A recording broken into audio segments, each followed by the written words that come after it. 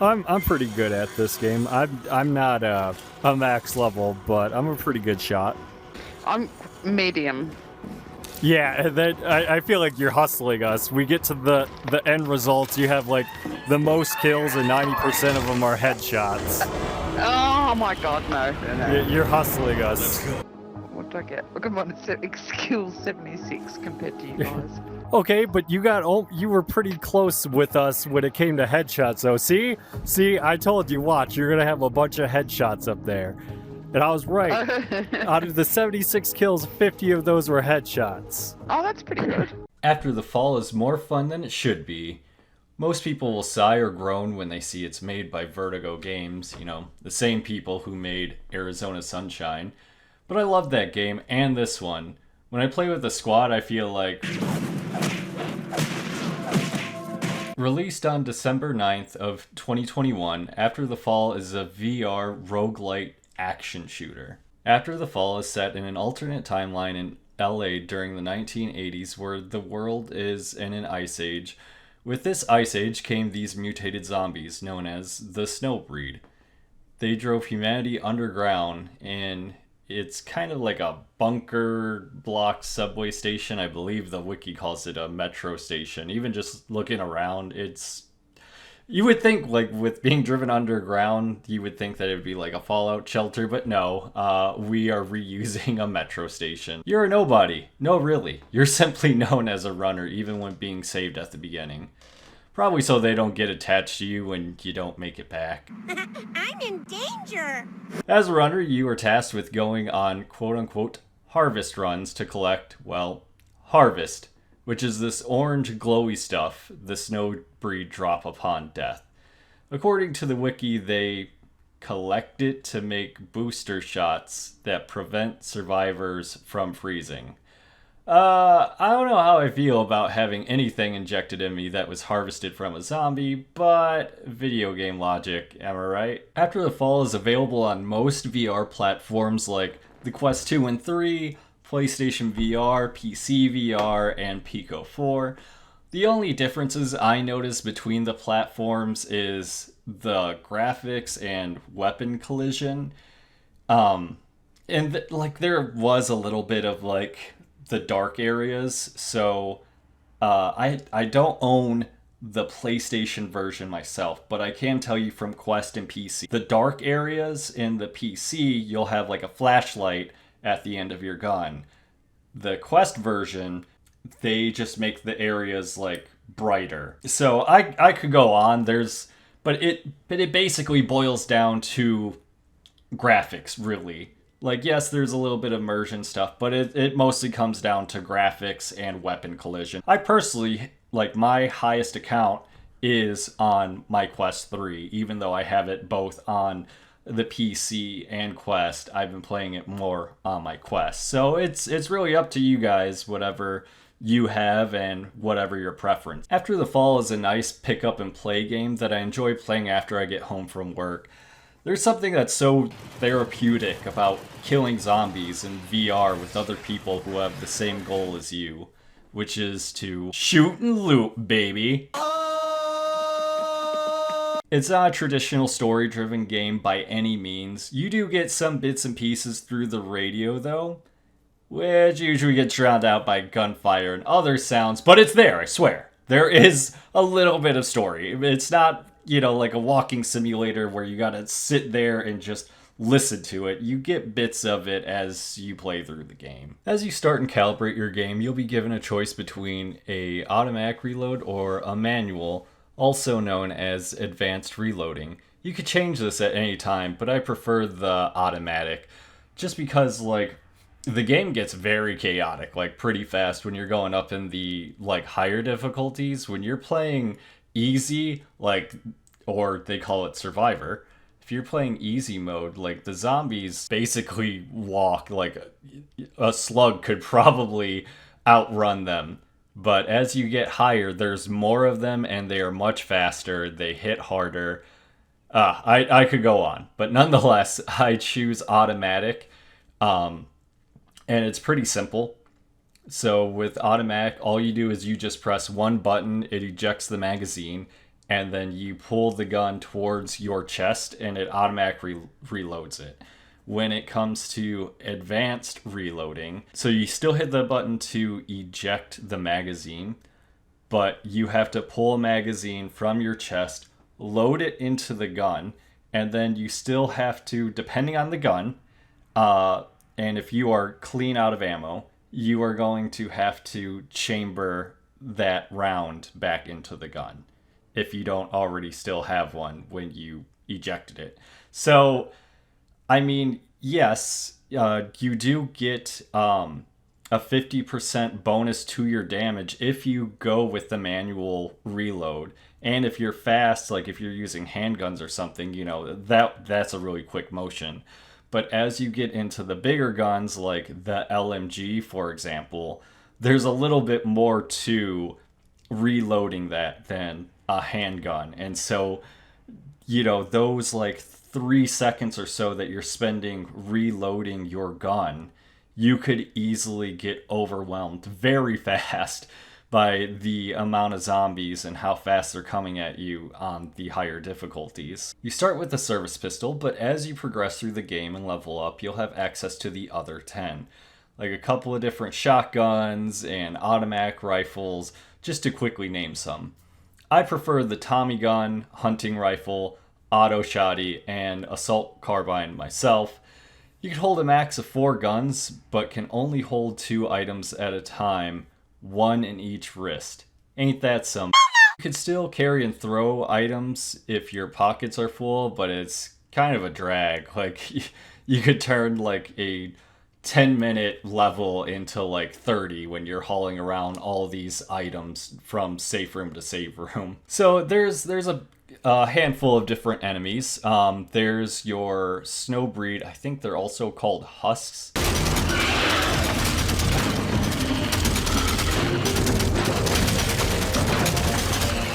But they are just your typical standard infected, kind of like Left 4 Dead, and we'll talk about that a little bit more. So they're just like your regular stuff. Now, there are special infected. There's the gunner. Oh, gunner. He actually eats a lot of your ammo. He's a bit of a tank. And then we have the actual tank. Not Left 4 Dead tank, but just strong tank. The Juggernaut.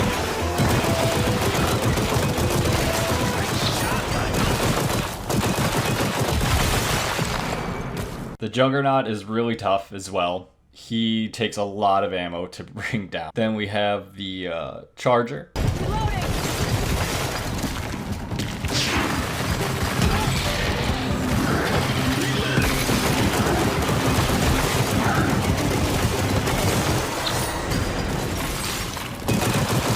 We have the Eater. I was like, no.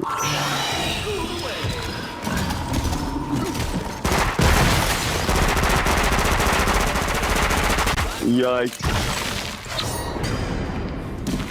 We have the Brute.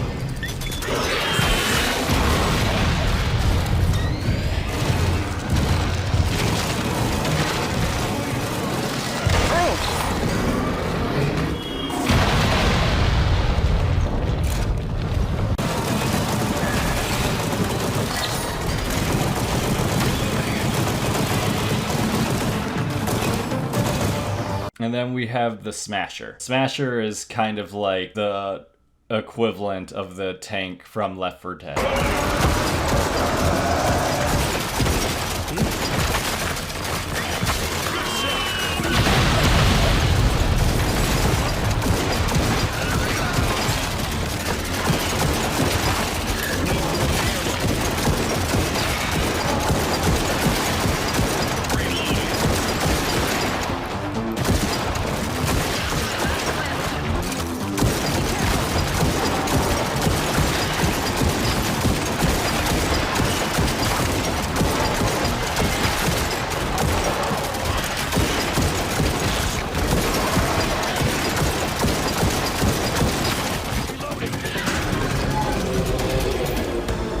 As you play, you'll come across different colored floppy disks. Blue, also known as an import floppy, is the most common and is found on easy or quote-unquote survivor. Then there's purple, which is industrial, yellow, military, and finally red, prototype.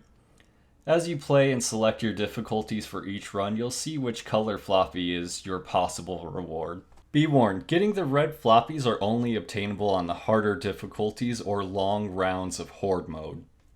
Nonetheless, when trying to obtain these, you should be playing with a squad in total of at least 3 or 4 players, and that's including yourself. You will need your best weapons, and don't be stingy when making purchases at the safe houses. You'll need all the help you can get. So what were you trying to say? You said that you started this last week? I played with a young kid last week. Oh, okay. Who's actually quite nice. Oh. And some other guy who didn't talk, but the other guy that didn't talk was like a max, like, expert. And I think he kind of saved us both the whole time.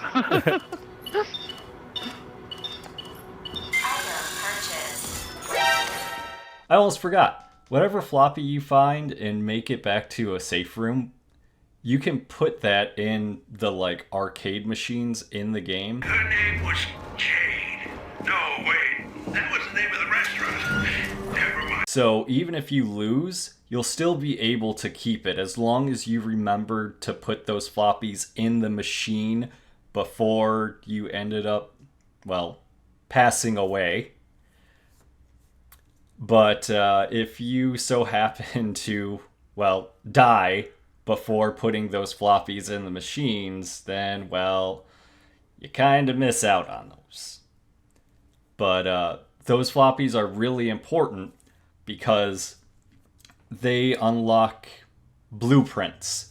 And I say this, and the way I word it is because it'll say that you unlocked, let's say, a barrel for the hunting rifle. Well, you didn't really get it. You just kind of unlocked the rights to have it. You still got to actually spend your points or your harvest to actually own it, and then you can put it on your gun. So it's very important when you get these things, like when you beat your level, your campaign, when it says that you unlocked this thing, you only unlocked the blueprint.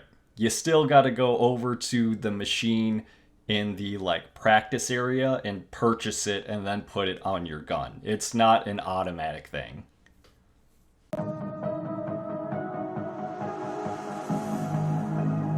The community is awesome as well. I really love the community for this game, even though it's kind of small, and I don't really hear anyone talking about this game other than, in this little community. But, the community is just so awesome. I still remember my first time when I was playing horror difficulty, which that is, super expert mode. And, I thought that I was hot shit, and because I've been playing the game for a little bit, and I'm a pretty good shot now, and I could definitely handle this. No. Thankfully, there was another guy that was with me in the game. I'm not sure if the other 2 people ended up leaving. It's been a second. But anyways, this guy, it was just me and this guy, and I can't quite remember his name. It was either Soldier Dad or Soldier Dow, D-A-O. But we make it all the way to the end of this level called Skid Row. We make it all the way to the end, and I get incapacitated, so it's up to him to finish the fight, because he is being overrun by them, and on top of that, the Smasher is there as well. It was chaos.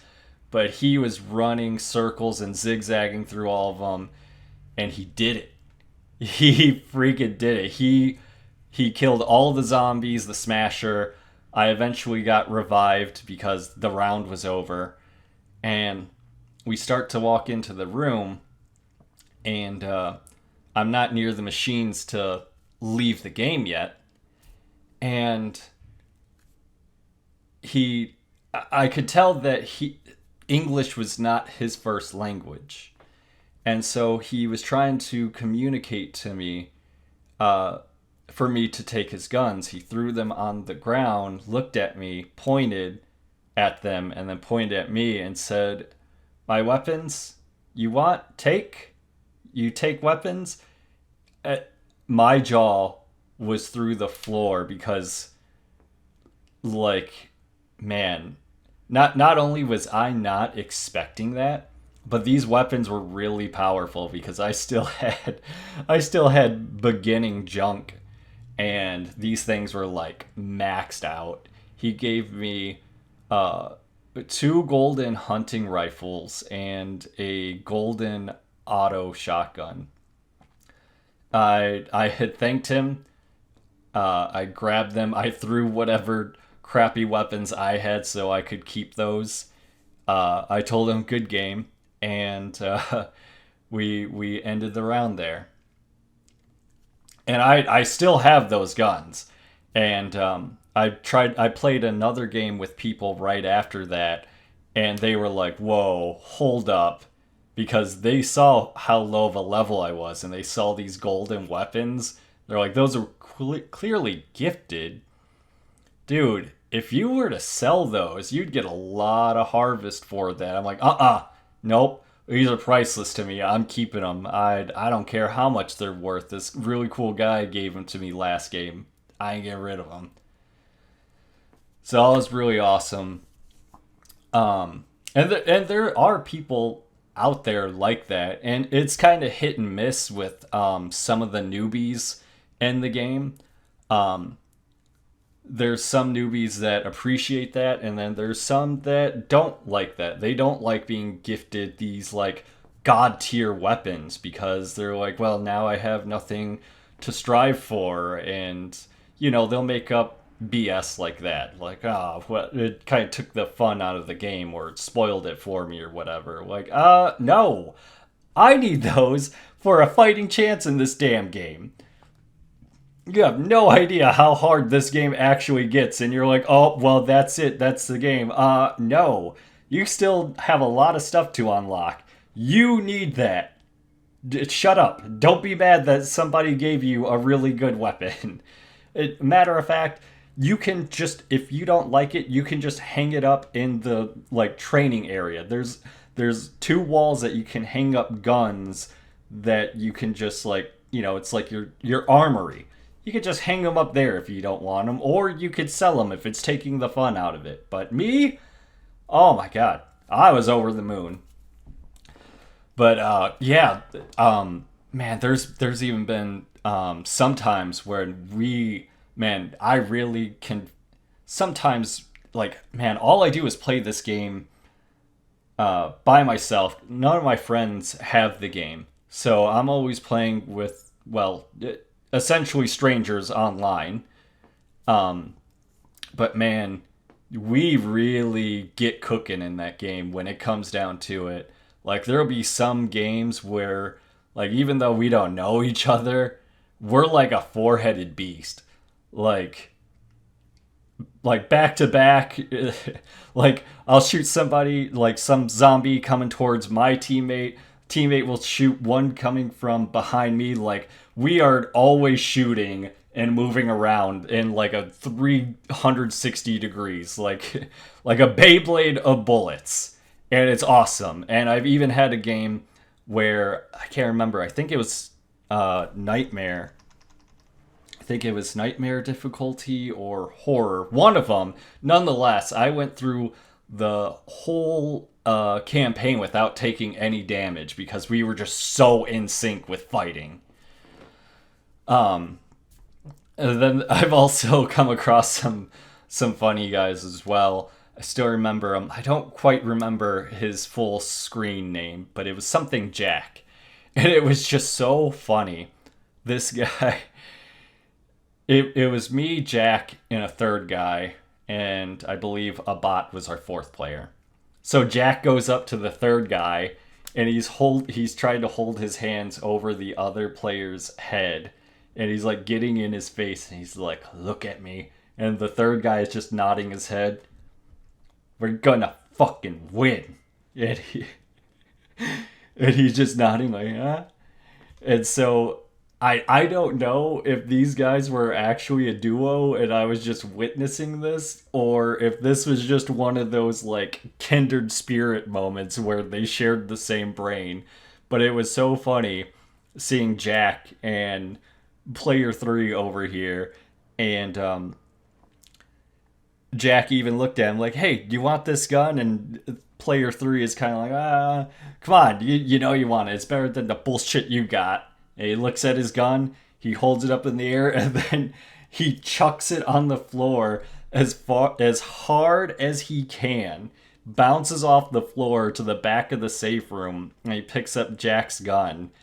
And then he comes over kind of like a hand to his face, trying to like whisper to me. He's like, "Idiot, I was trying to get rid of that gun for a while." And it was just really funny. It was just like, I don't know, like a UK Deadpool of sorts, I guess. This guy is really funny. And the community is really good at like helping you with like whatever it is. Like as soon as you guys join up in a party and you just let them know like, "Hey, this is what I'm trying to do," they are more than happy to help you. Like me personally, I like to achievement hunt. And I'm actually getting pretty close to completing this game on the Quest 3. But one of them that I really needed help with was trying to win a PvP match on After the Fall. And the thing is, the PvP, the game mode is called the Tundra Dome. The thing is, no one really does PvP in this game. So PvP is essentially dead. And you know, the people that do join, they're like super good. Like I'm a good shot, but man, some of these guys, they're quick. They got a really good quick draw on them. So I tried to get a match going, and a guy ended up joining, and he's like, "What's going on?" Like, I'm just trying to win a PvP so I could get this achievement. He's like, "Oh, okay, yeah, I'll let you shoot at me and let you win." I was like, "Oh, dude, you're awesome, thank you." So he let me win. I got my achievement, and it's awesome. And like, yes, there are also cheaters in the community, but here's the thing about that. People are actually pretty open about that, at least from what I've seen in, you know, like message boards and forums and stuff like that. They will straight up say, "Hey, I'm cheating. Are you okay with that?" And it's hit or miss, because some people are like really struggling, like, yes, please, I need a cheater to help me with this because blah, blah, blah. But there'll also be people, you know, that are against it, like, "No, dude, you're going to ruin my fun." And those cheaters will leave the game if, you know, people aren't okay with that, which I think is awesome. I think that is awesome that the community is so laid back like that, like they don't really, I mean, they care, but they don't really care. You know what I mean? Like, they're not going to be like, "Oh, I'm reporting you," or this or that. Like, anything toxic, like, "Hey, man, can you just leave? Like, it's going to ruin our fun." And they're just like, "I got you, man. That's fine." And I really love this community. It's not something big, you know, like Halo or whatever, or like Call of Duty. It's not anything super gigantic. Even the lobbies themselves are only like 32 players per lobby. But man, I just absolutely love the community for After the Fall. So as I mentioned earlier before, After the Fall is kind of like a roguelite version of Left 4 Dead. And the reason I say it's kind of a roguelite is because and that it's like Left 4 Dead, is you do have safe houses to go to. So as you make some progress into the level, eventually you'll get to a safe house, and you can restock up on supplies, like whether it's healing or explosives, or you'll have like weapons on your wrists, like rockets or supersonic waves. Like there's a lot of stuff that you can restock up on, so that way you could try to make it to the next safe house. The thing is, if you die at any point, like let's say you make it all the way to the end of the game, and you make it all the way to the Smasher, but you die, you don't start back from the safe house, your last safe house. If you and your entire team is wiped, it's straight up a game over. The only things that you get to keep is, yes, you get to keep your harvest that you've collected. None of that ever goes away. You get to keep all your harvest. But if you didn't put any of those floppies away, or you didn't find any floppies at all, whatever it is, you get none. Other than if you probably leveled up from how well you did that run. But you essentially get nothing unless you banked those floppies. And you can keep your weapons. There is no like, oh, restart from last checkpoint, or aka your last safe house. No. It's all or nothing in this game. It just has me coming back because I'm one of those people that not only likes to achievement hunt, but I also love earning skins. For those unfamiliar with the term in video games, skins are basically costumes, if you will. It just changes the appearance of the item or person. It's purely cosmetic. And there's slight bragging rights, but it doesn't affect gameplay, except for being stylish and badass. Smoking sexy style! There's different requirements for each skin, whether it's for a gun or you just want to wear some new duds. For example, one costume will require you to speedrun a level in under 10 minutes and get 100 kills with a specific weapon. Then you have to purchase it with Harvest to own it. Kind of like what I said about you like getting a blueprint. You can earn the blueprint by doing these requirements, but you're still going to have to spend the Harvest to actually own it. There's another one, for example, for a skin for the Assault Carbine, it will require 50 consecutive headshots. And I don't know if that one was a gimme or if I legitimately did that. I was just surprised to see I had it unlocked. So I have no idea about that one. I haven't tried Googling that. So, I mean, you guys can correct me if that is a gimme that, you know, the devs are like, that's just too hard, and they gave it to you. Or somehow I was lucky and got it. I really don't even know how I got it, if I legitimately did. But that's what I love about this game. It's not only its replayability, but you can actually earn your skins. There's only a couple that are locked behind a paywall, like having the deluxe editions of these games, like the Arizona Sunshine game and like the deluxe edition of After the Fall. But other than that, you have to earn your skins. There's not, you know, like all these other microtransaction games like, oh, if you want that, you gotta spend like $2, or this one is $7.99. There's none of that in this game. You gotta put in the work for these skins, and they get kind of hard.